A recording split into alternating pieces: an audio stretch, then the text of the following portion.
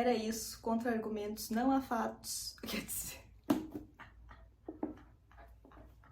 Oi, gente! Como a Bruna disse, a minha linha temporal é diferente e é por isso que só agora estamos aqui com as leituras de novembro e dezembro. Mas vamos ao que interessa, que é você já curtir esse vídeo e se inscrever aqui no Xícara Quente, caso você ainda não seja inscrito. A primeira leitura é Toda a Luz que Não Podemos Ver, do Anthony Doerr, que era um livro que eu queria ler há muito tempo e fui deixando, aquela coisa. E aí, muito por causa da série que estava chegando na Netflix, eu então fiz a leitura dele. Naquela coisa, né, de vamos ler o livro primeiro. E, curiosamente, ainda não assisti a série. E eu acho que é porque tá tudo muito fresco ainda, então eu vou dar um tempinho. Mas esse é um livro que ele é na mesma ideia de A Menina que Roubava Livros, e também um que eu li recentemente, que é A Sonata Perfeita, de trazer mais da perspectiva de crianças ou, enfim, de pessoas que vão estar crescendo durante esse período caótico, né, durante guerra, pós-guerra. Então, para quem gosta desse tipo de livro, esse pode ser um aí que seja interessante e que você goste.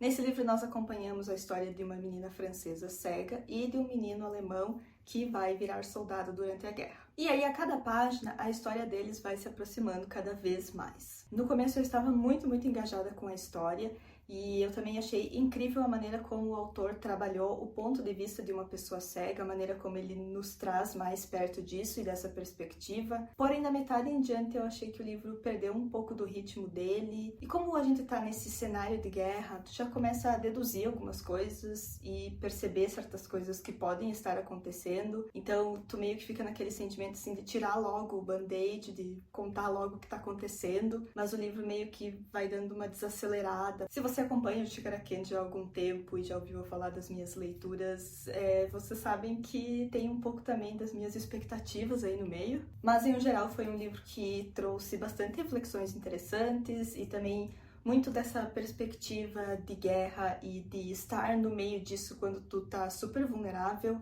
Não só como uma criança, mas como no caso, né, dessa personagem que ela é cega. E aí, por causa disso, né, e de a gente saber que ainda acontecem guerras e de que ainda existem muitos conflitos violentos envolvendo pessoas vulneráveis, aí fica um pouco mais sofrida também essa leitura. O próximo livro foi A Cantiga dos Pássaros e das Serpentes, da Suzanne Collins, que foi outro livro que eu li porque estava chegando o filme e, curiosamente, também ainda não assisti o filme. E esse livro, que eu acho que muitas pessoas já sabem, conta aí o passado, então, dos Jogos Vorazes, um pouco mais de quando eles estavam começando, trazendo o ponto de vista do, então, não presidente, futuro presidente Snow. O que eu gostei mesmo desse livro foi de poder acompanhar um pouco mais desses bastidores, quem sabe, dos Jogos Vorazes e de como certas ideias foram se desenvolvendo e também deduzindo algumas coisas, né, até chegar o momento da trilogia lá da Katniss e dos Jogos Vorazes e tudo mais. Também li o livro de suspense do momento, que o Paulo do Livraria em Casa fez uma resenha que me deixou super curiosa e eu precisei ler esse livro imediatamente, que foi A Estranha Sally Diamond, da Liz Nugget.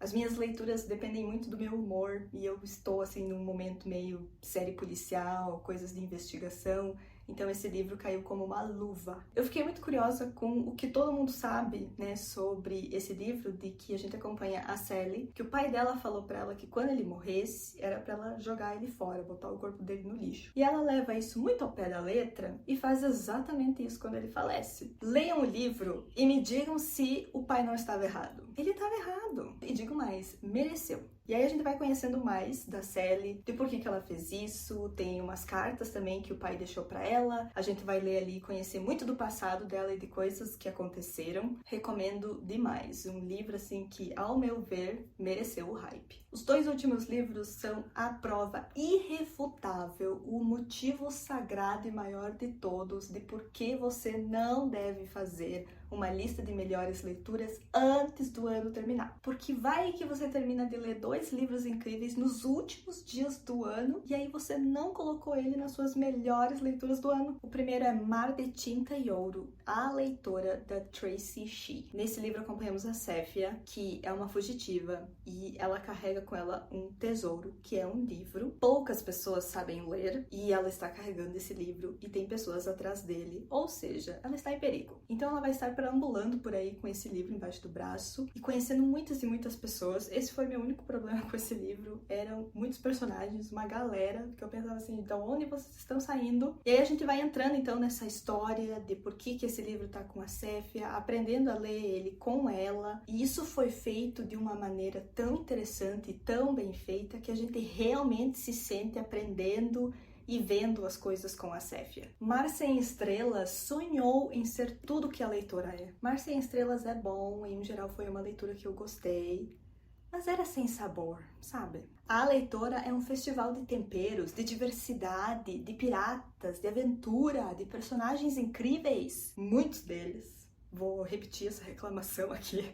E eu amo quando autores não subestimam a inteligência do leitor, sabe? Eu acredito que esse é um dos motivos de por que eu me senti tão participante nas leituras junto com a Séfia. Perfeito! E a última leitura do ano, e realmente terminei no último dia do ano, foi Divinos Rivais, da Rebecca Ross. Eu achei que era só mais um livro do momento, confesso que não coloquei muita fé. E olha, sinceramente, eu amo estar errada sobre essas coisas. Amo ter que simplesmente me ajoelhar na frente de um livro que eu jurava que não valia mais que 2 centavos. Né? Esses livros assim do momento parece que é uma coisa assim que todo mundo já leu, que todo mundo já sabe, então só leia, tipo assim.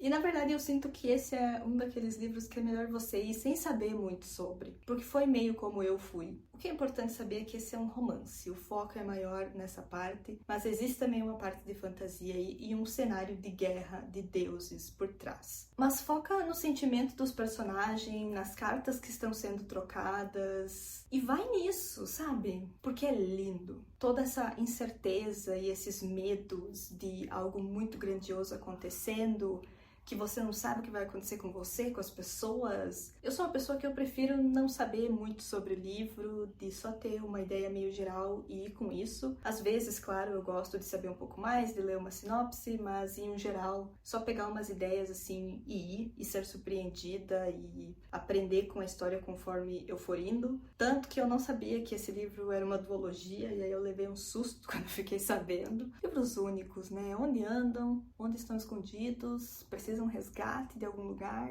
um sinalzinho de fumaça que a gente busca vocês.